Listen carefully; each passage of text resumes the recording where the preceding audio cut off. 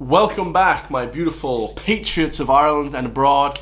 We have a few videos to react to today, a few political videos about Ben Scallan, Breaking Point, and how they were giving a speech which a bunch of liberals tried to shut down in Dublin. Of course, we're going to be reacting to that. But first and foremost, guys, we have a video that's really trending.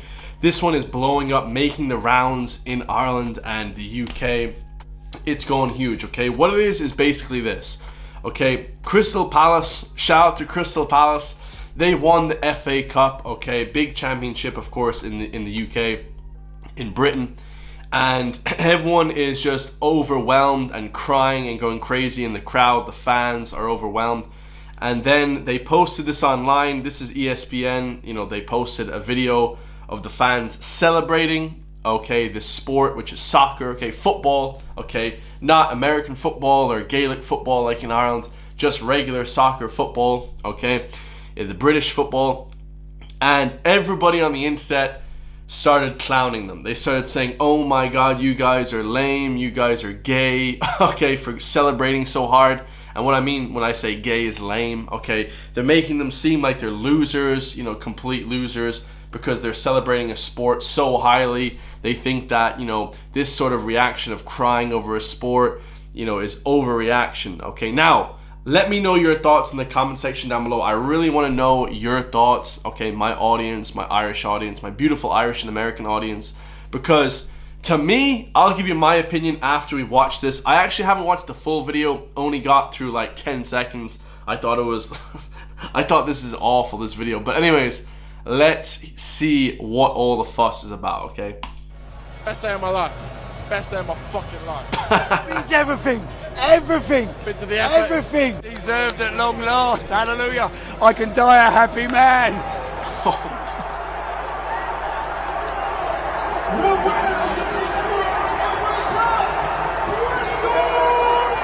They're crying, you know, they're overwhelmed.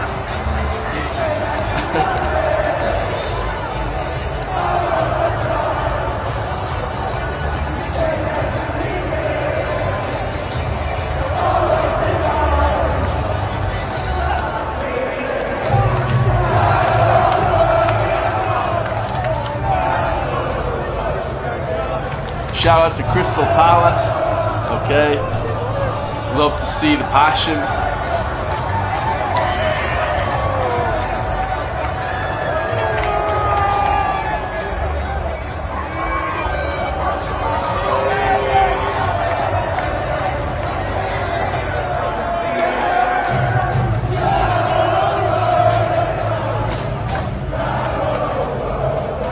So yeah, we get the point. People are celebrating, they're happy, they're crying, grown men are happy, okay? Now, here's the thing, okay? Right off the bat, the post that this guy put up, James Goddard, is absolutely pathetic. If only they had this passion for the people and their country, eh? Now, here's the thing. Before I get really harsh and start insulting people like I do on my YouTube channel, okay? You know, I understand as an athlete myself, okay, I'm a real sportsman. I love sports. I love training hard. You know, I love the passion. I love to see the intensity and the passion that, you know, people are, you know, about their team, about their home club. This is like their home club. So people from Crystal Palace, of course, this is like their home city, their hometown. You know, it's a camaraderie they have together. And I understand that. Okay, for me, it's a little bit strange, though. I never got worked up about anybody else's success personally. You know, I wish everyone does well in life, but, you know, I never could follow a team. I never supported a team as a kid. Everybody would always ask me, Chris, you're so weird. Who do you support? And I would just say Liverpool, you know, Man City, like whoever was winning. I didn't really care, because here's the thing, guys. You know, you want to be a winner in life. You know, you want to become the best thing you can in life. And, you know, obviously Crystal Palace have never won anything really before this. That's why they're so passionate, because they're not used to winning. So you guys, you could hear the guy in the beginning, best day of my life. It means everything. We deserve this for so long. I can die a happy man. Now, for me, guys, you know, if your success bar, if your level of success in life is another team winning, and then you can die a happy man, not like becoming a millionaire or becoming successful or like helping other people, you're only sort of dying as a happy man. comes in the form of some football team winning, which means nothing in the grand scheme of things. Okay, and that's what we're going to talk about after. It's a bit sad, and that's what the posts are talking about. In England, people are literally getting stripped of their rights every single day, okay? And let's be honest, guys, football doesn't really matter in the grand scheme of things, okay? What matters in life is, politics, like your family, your community, like money that you have. Like, these are tangible things that you should be looking to aspire and achieve.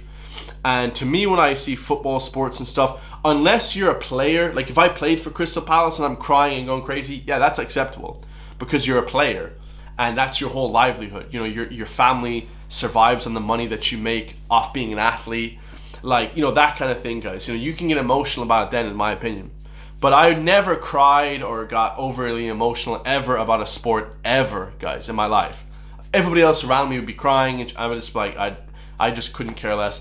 If Ireland, when we were winning like the Six Nations and the World Cup and all this type of thing, yeah, I felt the passion and the camaraderie of my fellow Irish men and women around me, and everybody was celebrating together in the pub. You feel that camaraderie. But to me, crying and getting overly emotional, guys, is just really sad to see. I mean, like I said, in England, their rights are getting stripped away from them. People are going to jail. I think 15,000 people a year, 10 to 15,000 people a year go to jail for just, speaking on the internet, or hate speech, as the British government call it. Keir Starmer, these people put you in jail for speaking your mind. England is one of the most, CCTV countries in the world. It's surveillance heavy. It's almost like Mao's China. I mean, we're talking about a country that has really gone to the dogs, guys. It's cat. England is just awful country, man. I was there this year. I never want to go back. They talk about diversity. There's no diversity there. It's just, that country is just awful. I think the UK is a failed country, in every single metric, in my personal opinion. Ireland is also, following the lead of them, but we want to be more communist. We want to be more Marxist. England has just become so, liberal and communist. It's just absolutely outrageous, guys. And woke, they have the DEI there. Absolute awful country. And the fact that the citizens of the country are too busy celebrating sports, drinking pints of Guinness, eating potatoes. Like in Ireland, there's a meme. It's like, oh look, it has a brain and it has like a dribbling Irish man, and all he can think about is Guinness, potatoes, the Champions League, GAA, hurling, stuff that matters, and it helps the culture. It pushes culture. Soccer is a British cultural sport. Okay, they invented soccer. Okay, it's a cultural thing of Britain. So is the GAA and hurling and Gaelic football in Ireland. Like us, we like that. But to the point of crying and getting overly emotional just seems really, really just dumb, guys. I just don't personally understand it, guys. And now all the comments are saying that, he said, I like football. How much time do people waste playing video games, watching TV, hanging out on social media? He said, I get people's bread in circuses. Okay, what's that famous quote? Give people bread in circuses and they'll forget about everything. Their country is being eroded in front of them. They're losing their identity. They're becoming a globalist state. I mean, England is an awful place. Same you can see in Canada, same you can see in the US, like most places, in Ireland especially.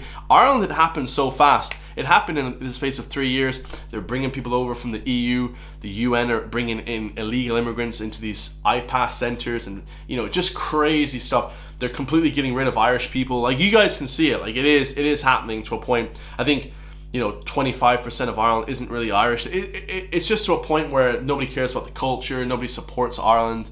There's no sort of integration. I know places in the Middle East have like 80% immigration rate, but the country is, those countries are for their own people, ethnically Saudi, ethnically, people. But here in Ireland, there's no sort of like love for the Irish people. The state, the government has completely forgotten them. They persecute them for speaking out against it, and then you have people crying over a sport that doesn't matter. I mean, it's super lame in my opinion, guys. I never got it in my whole life, unless I was making some sort of tangible money from it or helping people or something, helping seeing somebody progress like I do as a personal trainer. If I see someone lose 10 pounds and they start crying, I get that. I'm a personal trainer. I understand. I'm like, yes, it's passionate. You're saving your health. You're helping your family. You're living longer. this sport does not matter, guys. You know, it's not going to pay your bills. It doesn't pay you any money. It's bullshit. You know, the sports is just bullshit. It is the biggest distraction. And there's so many distractions in our lives. Video games, Grand Theft Auto 6.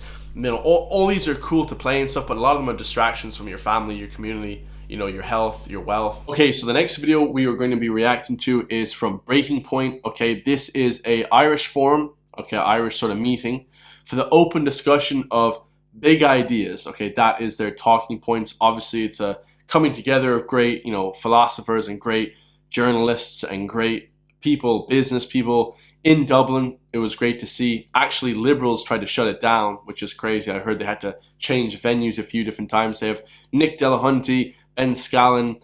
But of course, we're going to be reacting to today Ben Scallan about his experience with his interview, or his attempted interview with the People Before Profit, the communists, okay, Ruth Coppinger and Paul Murphy. People Before Profit, more of a liberal movement, okay, you know, you have Paul Murphy with the trans flag, you know, doesn't know whether to name his baby boy a boy or a girl, like completely just delusional, very, very strange thinking with these people. I'm not really sure why they think like that, you know, if it's psychotic or psychosis or some sort of mental illness. But here we'll listen to Ben Scallan discuss what he actually thinks. So like, comment, subscribe, and let's see what he says. We're going for Ben.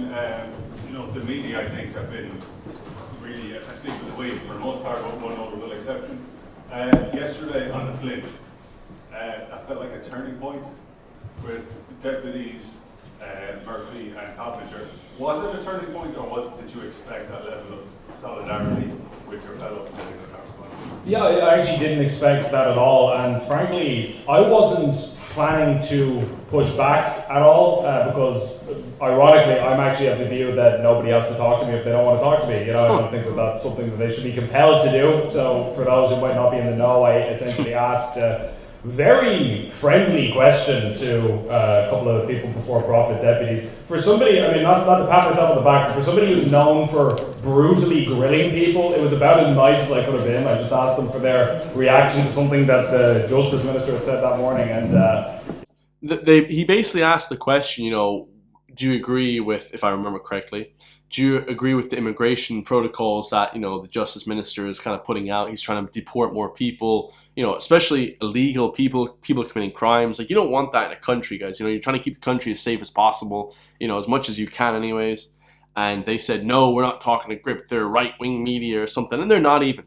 Gript is not even that extreme, guys. A lot of people, I talk to people in my city and they're like, oh my God, Gript media is so extreme. I'm like, no, they're not. Like, what?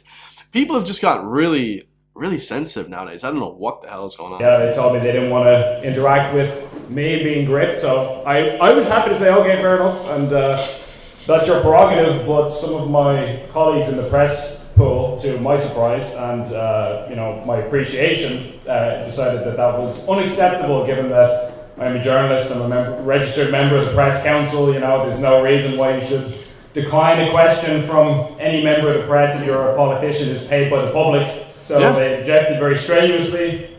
There's Louise Byrne of the Irish Mirror and Jack Horgan-Jones of the Irish Times, and so to their credit, they said, well, if you're not going to take questions from him, then we're not going to ask you questions, and the press conference was ended prematurely. So yeah, that was great to see the kind of coming together of the journalists, because normally, you know, CNN, Fox News, we see in America, they hate each other. You know, they're like two flipping opposing people. And then now we're having the Irish Mirror, the Irish Times coming together with Gript. You know, they're obviously different, you know, parties, but the journalists, they're obviously of different political leanings, I mean.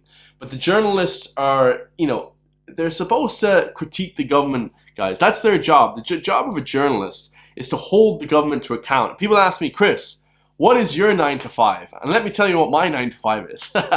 My 9 to 5 is holding the government to account, for those who want to know. That is my 9 to 5. So stick with me, guys, okay? Stay free, stay vigilant, okay?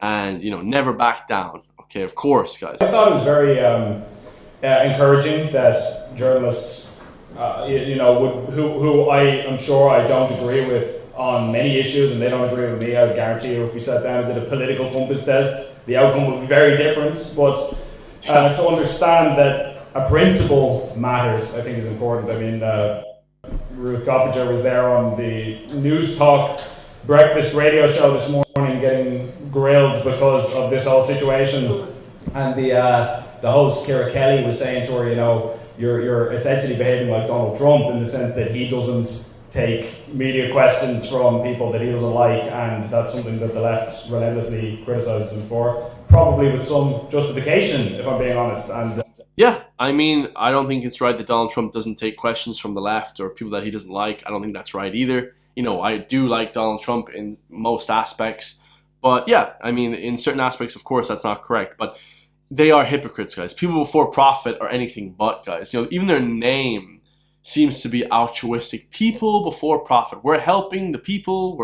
We love the people before we're trying to make any money, or before we're trying to we're putting others before ourselves. You know, and really they're pieces of shit that don't fucking do anything like that, guys. Nonsense bullshit. You know? Yeah, so she wasn't really able to articulate how that differs. So anyway, I thought it was very interesting, the whole thing. It's been a wild 24 hours, but I'm loving every minute of it, I'll put it that way. So yeah, amazing, guys. Amazing press for, of course, Script Media, guys. So let me know your thoughts on those two videos. It's good to see, you know, the press coming together for Ben Scallan, backing him up. It's also insane to see people celebrating, you know, and crying over something that's so, you know, non-detrimental. You know, whether they win or lose, it doesn't matter. You know, I saw one years ago, some guy from Arsenal, you know, jumped off a bridge or something because they lost, you know, and there's always next year, guys. You know, these tournaments are every year. You know, it's circuses and bread, you know, as they say, you know, keep the people stupid. Wake up. If you guys are just obsessed with sports, you're obsessed with cars, you're obsessed with something that doesn't really matter that much apart from your physical health, helping people, your family around you, making money so you can support people, you know, other than those 3 or 4 things, guys, wake up. You know what I mean? This politics as well. The government are trying to do some radical changes in the world. I wish that these people would care as much about the football as they did about the radical government they have in this left-wing, liberal, Marxist, communist, DEI, woke government that they have in power. But, you know, maybe one day they'll wake up. I love you all. If you want to help support me, push back against the mainstream media, hit the join link underneath the video. Become a member today for only €5, the price of a coffee per month. And I'll see you all in the next one, guys. Peace.